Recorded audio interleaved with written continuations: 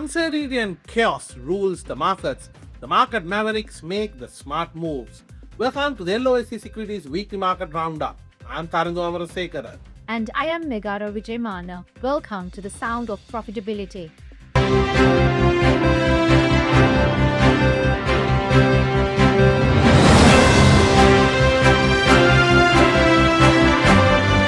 Sri Lanka's economy grew by 5.1% in the first quarter of 2026, up by 4.8% in the December 2025 quarter. This is according to data released by the Department of Census and Statistics. Industrial activity led to the expansion, with construction surging by 16.3% and mining jumping nearly 20%. The services sector contributed strongly, with IT, financial services, and insurance all posting double-digit growth. This marks a continued recovery from the severe economic crisis Sri Lanka faced in 2023. Energy Minister Anura Karunatilaka expressed confidence that the anticipated El Nino weather conditions will not have a significant impact on the country's electricity generation capacity. The minister told Parliament that El Nino could still trim around 127 gigawatt hours from the national grid in the coming months. He noted that the Energy, Agriculture and Plantation ministries have all held separate discussions on contingency measures. The government's Surakimu Lanka energy conservation program is also running in parallel to manage public electricity demand. And now it's time for the corporate highlights.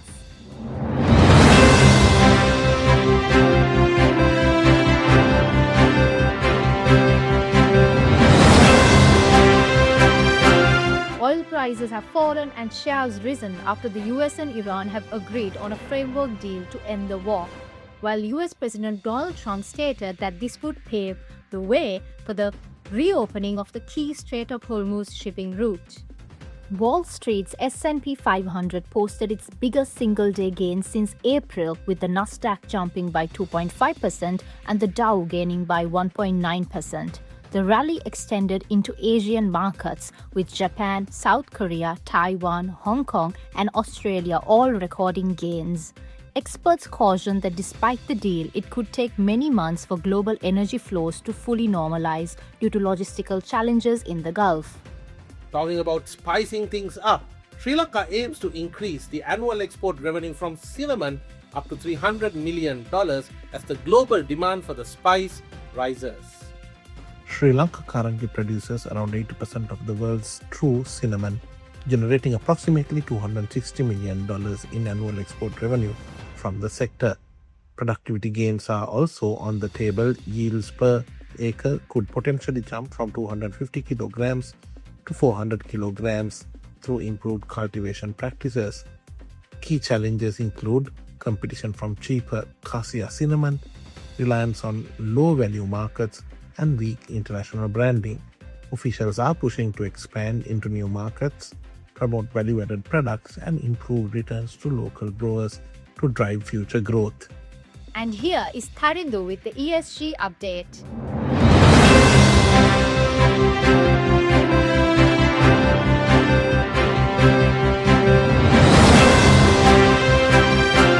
Sri Lanka's Ministry of Digital Economy and the Stock Exchange Regulator, the Securities and Exchange Commission, had joined hands to explore the possibility of virtual assets in order to become in par with other global economies which are fast growing. The two bodies hosted a joint awareness forum titled Collaborating for a Secure Digital Future, Virtual Assets, bringing together policymakers, regulators, and industry experts to examine fast-growing market risks.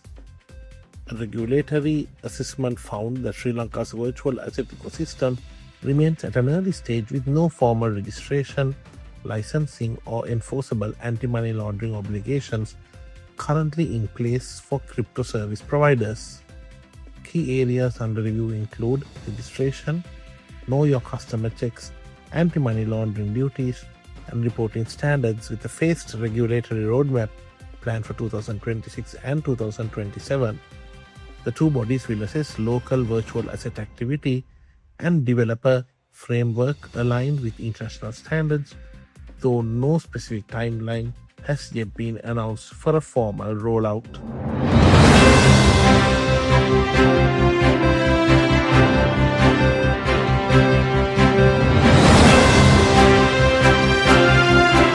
turbines have spent the last 2 decades trying to get taller. Why? Because the higher you go, you get steadier and stronger wind. However, one Chinese company had decided that the tower part may no longer be needed as it experiments with flying wind turbines flying at over 6,000 feet. The initiative is spearheaded by the Tsinghua University in collaboration with startup Beijing Sarbe's energy technology, with the first prototype debuting in October 2024 and models growing in size and altitude since then. The S2000 is held aloft by a helium blimp and generated 385 kilowatts of electricity from 2,000 meters above a city in Sichuan province, delivering power directly into the local grid. The airship is the size of a basketball court and as tall as a 13-story building, and during its test flight generated 1 megawatt of electricity for the first time in history.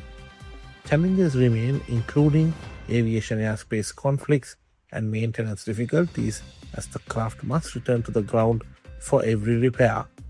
The World Bank has cut the global economic growth forecast to 2.5% due to the Middle East war and has said that it could further slow down to 1.3% if the global energy supply and the oil supply shocks continue and continues to have a stress on the financial markets. Global growth is now forecast to drop to 2.5% in 2026 from 2.9% a year earlier, with headline inflation averaging 4%, the weakest pace since COVID-19 pandemic. Developing economies are expected to grow only 3.6% this year, down sharply from 4.4% in 2025, marking a post-pandemic low. The World Bank is making up to $60 billion immediately available to the hardest hit developing countries, with that figure potentially rising to $100 billion over 15 months. In a worst-case scenario, where energy disruptions deepen and trigger financial market stress, global growth could fall as low as 1.3%, the bank warned. And that's it for this week's LOLC Securities Weekly Market Roundup. No matter what investment decision you make it with the right intent. We will see you next week.